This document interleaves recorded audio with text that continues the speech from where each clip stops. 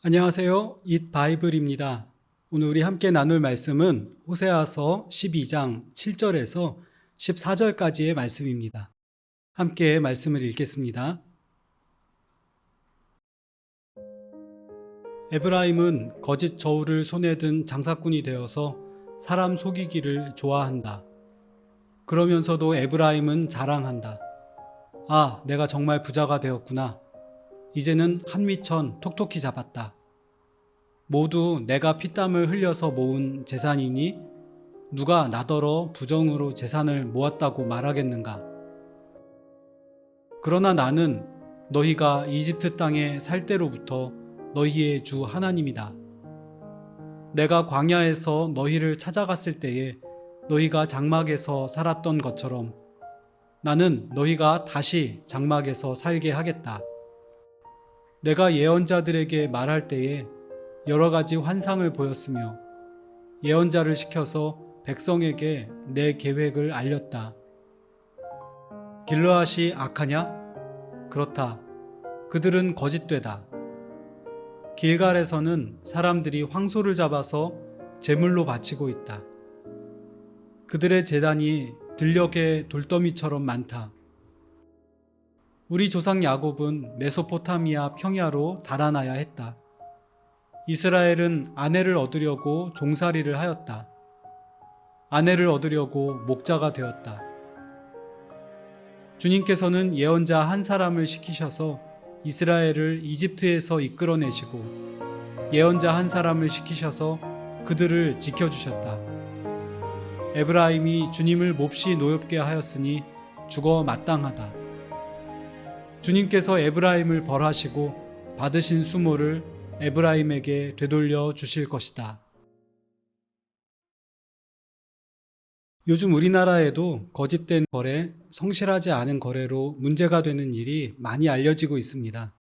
건축공사에서 반드시 필요한 만큼의 철근을 넣지 않고 공사하다가 발각된 일, 킬로그램 단가로 거래를 하는 수산시장에서 무게를 속이는 일 등은 아주 자주 있는 문제가 되는 일들입니다. 사실 이런 일들을 해서는 안 된다는 것을 모르는 사람은 아무도 없을 것입니다. 어느 시대, 어느 사회를 막론하고 이런 일이 위험을 유발하고 공익을 해치며 누군가에게 피해를 끼치는 일이라는 것을 누구나 알 수 있는 상식입니다. 그런데 놀라운 사실은 이런 일을 저지르는 사람의 마음속 생각입니다. 그는 부정직한 돈벌이를 하면서 죄책감이나 부끄러움을 느끼지 못합니다. 일이 잘못되었다는 객관적인 판단도 묵살해버립니다. 본문 속에서 그는 내가 정말 부자가 되었다, 한미천 톡톡히 잡았다 라고 하며 돈을 많이 벌었다는 사실만을 부각시키고 있습니다. 나아가 분명히 부정한 방법으로 돈을 모았음에도 불구하고 자신이 피땀 흘려 돈을 벌었다면서 부정한 방법으로 부자가 된 것을 합리화합니다. 그리고 더욱 어처구니 없는 것은 불의를 일상으로 저지르는 중에도 하나님 앞에 드리는 제사도 같이 번영하고 있다는 사실입니다. 제사와 불의가 비례하고 있는 역설적 상황이 어떻게 느껴지십니까? 그러나 그를 제외한 모두는 알고 있습니다. 이 거짓의 진정한 피해자는 그 사람 자신이라는 사실을.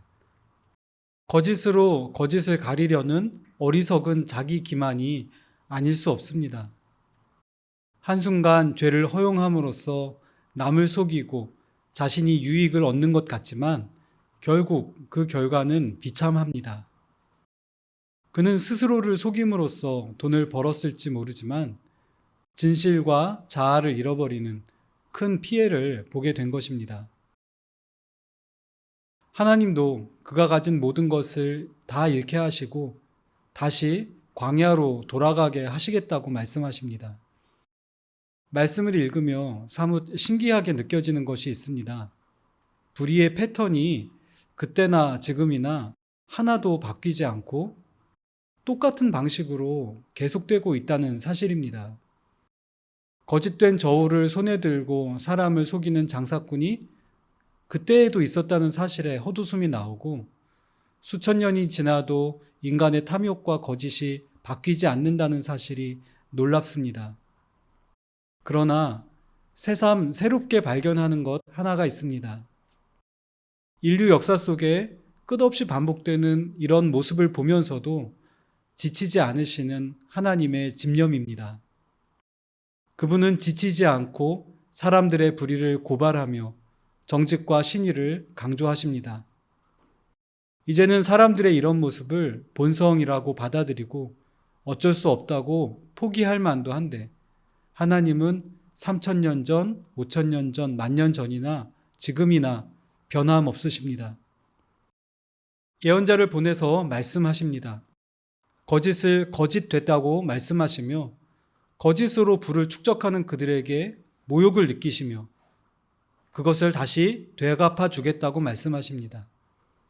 그리고 바른 길로 돌아오도록 끝없이 이끄십니다. 인간의 죄악이 끈질기지만 하나님의 의는 더욱 끈질기십니다.